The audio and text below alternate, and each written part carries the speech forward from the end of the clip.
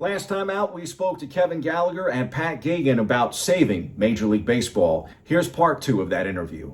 I remember listening to an interview once with Yankee great Mickey Mantle, and he said one of his few regrets in his baseball career from a major league level was finishing his career with under a 300 batting average. Yeah. And of course, he had kind of stayed on here in the Bronx and played with the Yankees a little bit longer than maybe his body would have allowed him to at that time. And the average dipped under 300. You know, and Kevin, you have this book that's out that is part of this movement. Tell us a little bit about Teach Your Kid How to Hit so they don't quit. And maybe we'll get some more 300 hitters out there. I'll show you the book too. But Teach the Kid to Hit. It's a book. It's one of the only books it's a children's book written to the parent. So it's a book that's designed it's written to the parent, talks about the state of the game today, why youth participation is declining, how parents don't know how to teach kids to hit, and they're not supposed to. So they pass him on to a little league coach or whatever. He's just another parent that doesn't really know how to teach. You can all throw batting practice, but teaching the art of hitting. So in this book, eventually in the final chapter, we have an 8-step process with videos and illustrations so that if a parent watches that after 35 minutes, he's going to understand how to make sense to the child about hitting the baseball, which is about getting the barrel of the bat on the same plane of the ball as early as you can for as long as you can to create multiple points of contact. What kids want when they start out playing baseball is to hit the ball and run. Nobody joins to play right field and then stand out there for 3 hours. If they're not hitting the ball, they're not going to have fun. They hit the ball, they will have fun. They may play a year or two, but they're going to have it in their blood and become a customer of Major League Baseball. Right now, the kids are not playing, and as you said, up top, the way they're paying these folks is to hit 30 or 35 home runs. Hey, the interesting thing is they're not hitting more home runs. More people are hitting home runs. They're hitting 35, 40 home runs. That's nothing fantastic, right? But in between, they're striking out 200 times. And so the entertainment value of the game has been drawn to a halt. Don Mattingly, as I said, says there's nothing happening here. There's nothing happening. So we have to put the ball back in play. And that's why the book was written. And from the book, we met up with Jeff Fry, the Major League Baseball player who was our partner, played 9 years in the bigs, hit 290.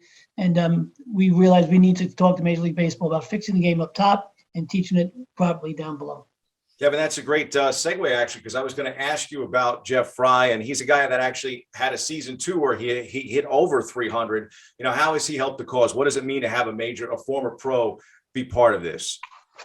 Well, it gives it credibility, right? Number one, we know that he knows how to play the game, and he played the game. Well, see, we're not going to try to tell people the game was better when in the 40s and the 50s. We're not some old men with shorts on and a white belt. We're not saying that. We're saying that the recipe of the game has been the same for 125 years, and it worked.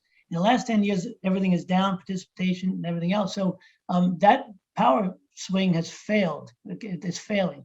And Jeff is he's got a viral online presence through SheGoneHitting.com, and he talks about all the crazy ways people teach hit, and it's gone viral. And so to have him come with us on different interviews and whatnot and lead the charge with a lot of major league players that he knows that all agree that if we're going to save the game, we got to put the ball in play. It's added a lot of credibility. He's a good guy too. I also think it's an interesting point to bring up that the game is really not as diverse maybe as it once was. I mean, obviously it's become a sport that's played predominantly by Latin Americans. Very few African Americans are playing. Talk a little bit about that particular point and how maybe not engaging all different types of races, the game of baseball. It's interesting that you bring that up, right? So I was on the phone with a former GM of a very household major league team. And one of the things he talked about was bringing, this process to the youth of America, and particularly the inner cities, right? Because, years ago, you had a lot of, white kids playing, you had a lot of African Americans, you had a lot of Latinos. I went to college. I mean, I would say that half my team was, Latinos and African Americans. And, we all got along great. I think what is missing here is that, and what we're trying to do is align with baseball, because we believe that we need to bring this back to not only the youth in suburbia, but really to bring it back into the youth of the inner city, right? Because it's a law of large numbers, right? The more kids you have playing in a large city, the better talent pool you're going to have. And by taking Kevin's book and democratizing that in terms of, we can teach it physically, but we also want to get this on online as well, so that, they can use applications and they can use online videos to teach themselves and get some feedback on their swing and make sure the swing is on the level swing plane that Kevin teaches. So we believe that the future of this game is in the youth. And we do believe that this is a multiracial solution as well. So in 1981, 18.7% of Major League players were African American. In 2019, that was 7.7%. Now, let me take it one step further. That means that only 68 players out of 882 were African American. A number of teams had none on their team. So yeah, I called up a couple of the owners of teams when I wrote the book, and they put me in touch with their each Major League team has something called an RBI Foundation, Revive Baseball in Inner Cities. And so we're working with them and supplying the book to them to try to get the tools out to the parents and try to get the inner city kids to play the game. Because you're right, it's just going completely in the opposite direction. 34% of major leaguers are foreign born.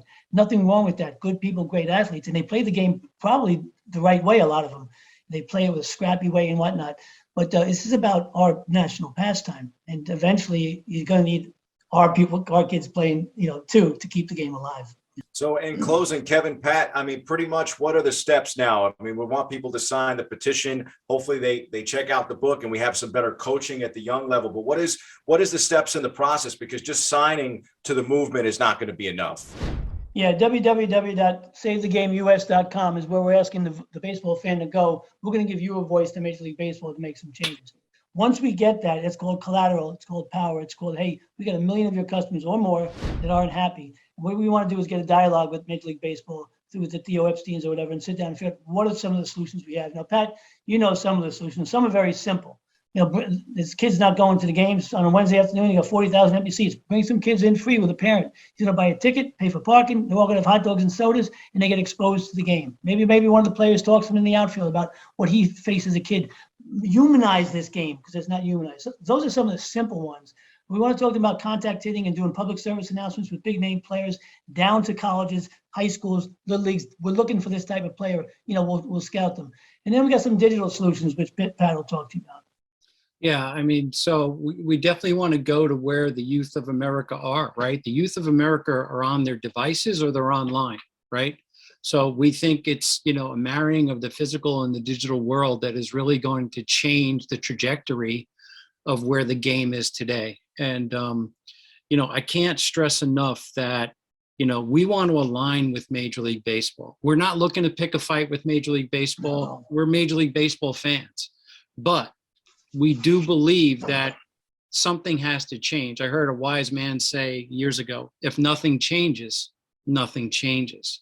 And, we believe that it is now that strategic inflection point in the game of baseball that we've been put here to, align with Major League Baseball and for them to take out what we're trying to teach and bring this back to the youth of America, because we want them, when Kevin and I are long gone and when you guys are long gone, we want the next generations to be around and say, hey, I remember in 2022 when so-and-so did this and this, and wasn't that a great rally? We want those conversations to happen, much like Kevin and I and yourself would have on games over the years, right? So we're here to put this game back on a positive trajectory. Like I said, we're not sure about baseball's they're looking at their feet, and we need them to look forward to what's going to happen if they don't make some changes.